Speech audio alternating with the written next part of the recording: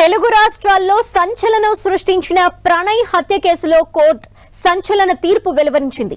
సుదీర్ఘ విచారణ అనంతరం న్యాయస్థానం ఈ రోజు తీర్పు చెప్పింది.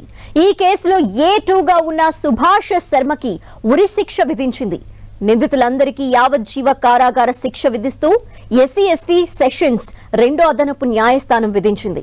302 120 IPC 109 1989 section IPC Indian army act 1959 ప్రకారం శిక్షను విధించింది. శిక్ష తగ్గించాలని న్యాయమూర్తిని నేరస్తులు అభ్యర్థించినా దోషులకు ఫలితం దక్కలేదు. ప్రణయ్ హత్యకి 7 ఏళ్ల తర్వాత న్యాయం. హంతకుడు సుభాష్ శర్మకి ఉరిశిక్ష.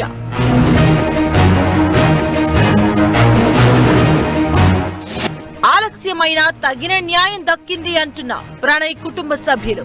మిర్యాలగూడలో 7 ఏళ్ల క్రితం సంచలనం కలిగించిన ప్రణయ్ హత్య కేసులో న్యాయస్థానం సంచలన తీర్పు చెప్పింది.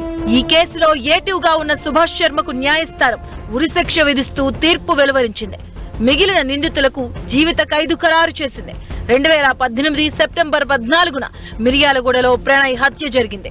ఈ కేసులో A1గా ఉన్న అమృత తండ్రి మారుతీరావు కేసు విచారణ సాగుతూ ఉండగానే ఆత్మహత్య చేసుకుని చనిపోయారు.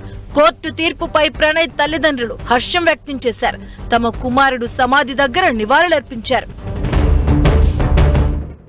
కొడుకులేని బాధ ఎవరు తీర్చలేరు. మేము ప్రతినిత్యం బాధపడుతూనే ఉన్నాం. కాబట్టి దయచేసి నేను చెప్పేది ఏంటంటే చంపుకోవటం అనేది కరెక్ట్ కాదు. న్యాయస్థానం కూడా కరెక్ట్ అయిన తీర్పిచ్చింది. కుల దురంకార హత్యలు చేసే వాళ్లకు, కన్న కూతుర్లను చంపుకునే వాళ్లకు, కన్న కొడుకులను చంపుకునే వాళ్లకు, అవతలి వ్యక్తులను చంపే వాళ్లకు కులం పేరుతోని ఈ యొక్క తీర్పు అనేది కనువిప్పు కావాలని నేను కోరుకుంటున్నాను. ఈ కేసు విషయంలో మమ్మల్ని కూడా అనేక రకమైనటువంటి ప్రలోభాలు పెట్టినప్పటికి కూడా మేము ఎక్కడ లొంగకుండా న్యాయం జరగాలి, ఈ హత్యతోని మిగతా కుల హత్యలు ఆగిపోవాలని చెప్పి మేము పోరాటం అనేది చేయటం జరిగింది. మిర్యాలగూడకు చెందిన మారుతీరావు కూతురు అమృత, అదే ఊరికి చెందిన ప్రణయ్లు స్కూల్ ఏజ్ నుంచే ప్రేమించుకొని 2018లో పెళ్లి చేసుకున్నారు. అయితే తన కుమార్తె కులాంతర వివాహం చేసుకుందన్న కోపంతో తండ్రి మారుతీరావు సుపారీ గ్యాంగ్ తో 2018 సెప్టెంబర్ 14న ప్రణయ్ను హత్య చేయించాడు. అత్యంత కిరాతకంగా జరిగిన ఈ దాడిలో ప్రణయ్ అక్కడికక్కడే నేలకూలి ప్రాణాలు వదిలాడు. వీటి ఆధారంగానే పోలీసులు వెంటనే అతడిని అరెస్టు చేశారు. బిఫోర్ ఆఫ్టర్ వాళ్ళు ఎక్కడెక్కడైతే ఉన్నారో, ఏ కదలికలైతే ఉన్నాయో టవర్ లొకేషన్ తో సహా పూర్తిగా వాళ్ళ facial identification of the A2 facial తో సహా ప్రతిదీ కూడా వారు కలెక్ట్ చేశారు.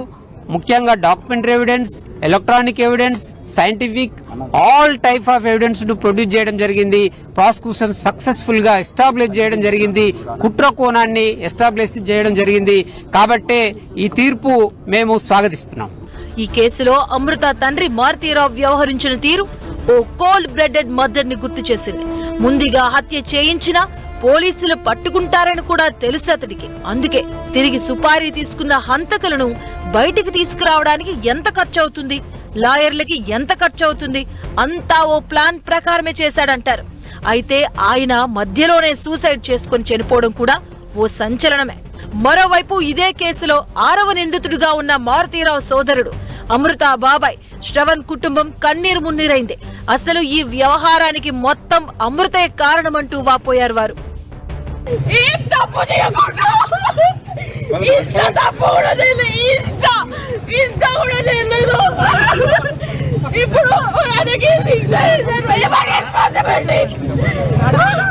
పోలీసులకు బెదిరించి పేపర్ పైన బ్లాక్ పేపర్ పైన సైన్ పెట్టించుకున్నారు. సైన్ తెప్పించుకొని చేశారు, అబద్ధం తెప్పించి ఒక్క ప్రూఫ్ కూడా లేకుండా చేశారు.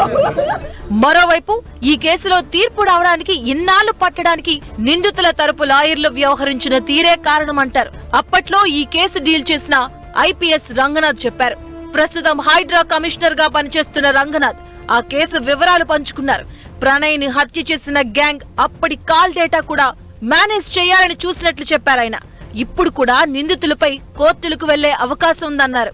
చాలా ఉండిందండి. కాల్ డేటా ఉంది, తర్వాత ఇంటర్నెట్ కాల్స్ ఉండేవి. చాలా సందర్భాల్లో చాలా మనకి ఏంటంటే డిలీట్ చేశారు, చాలా చోట్ల వాళ్ళు ఫోన్లు కూడా మార్చేశారు, చాలా రకరకాలు ఉన్నది. సో దాంట్లో వాళ్ళు అన్ని చేయాల్సిన అన్ని చేశారనమాట. చేస్తే కూడా అయినా కానీ కూడా మనం అన్ని పద్ధతుల్లో దాన్ని డేటానంతా కూడా సేకరించడం, సో సాంకేతిక పరిజ్ఞానాన్ని వాడుతూ మనం దర్యాప్తు చేస్తే కనుక డెఫినెట్గా దాని కాన్సిక్వెన్సెస్ లేదా దాని యొక్క మంచి ఎఫెక్ట్స్ మనం ఈ విధంగా చూడొచ్చు అనేది నాకు ఇప్పుడు.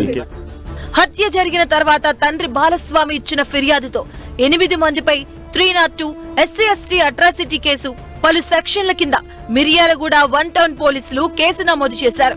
ఈ కేసును ప్రతిష్టాత్మకంగా తీసుకున్న పోలీసులు అన్ని కోణాల్లో విచారణ జరిపి 2019 జూన్ 12న 1600 పేజీల్లో ఛార్జ్ షీట్ దాఖలు చేశారు. ప్రణయ్ హత్య కేసులో 8 మంది నిందితుల పాత్ర ఉందని నిర్ధారించారు. ఛార్జ్ షీట్ నివేదిక, పోస్టుమార్టం రిపోర్ట్, సైంటిఫిక్ ఎవిడెన్స్ లతో పాటు సాక్షులను న్యాయస్థానం విచారించి ఈ రోజు తీర్పు వెల్లడించింది. ప్రణయ్ హత్య కేసులో A1 గా మారుతీరావు, A2 బీహార్ కు చెందిన సుభాష్ శర్మ, A3 అగ్జర్ అలీ, A4 అబ్దుల్లా బారీ, A5 MA Karim, A6 Shravan Kumar, A7 Shiva, A8 Nizam గా పేర్కొన్నారు. కేసులో నిందితుల పాత్రపై సాక్ష్యాధారాలను పరిగణించి శిక్ష ఖరారు చేస్తూ న్యాయస్థానం వెల్లడించింది. సుభాష్ శర్మ, A2, అగ్జర్ అలీ, A3 విచారణ ఖైదీలుగా ఉన్నారు. మిగిలిన 5 నిందితులు బెయిల్ పై విడుదలై కోర్టు విచారణకు హాజరవుతున్నారు. తాజా తీర్పుతో అంతా యావజ్జీవ శిక్ష అనుభవించాల్సి ఉండగా అసలు హంతకుడు సుభాష్ శర్మకి ఉరి శిక్ష ఖాయమైంది.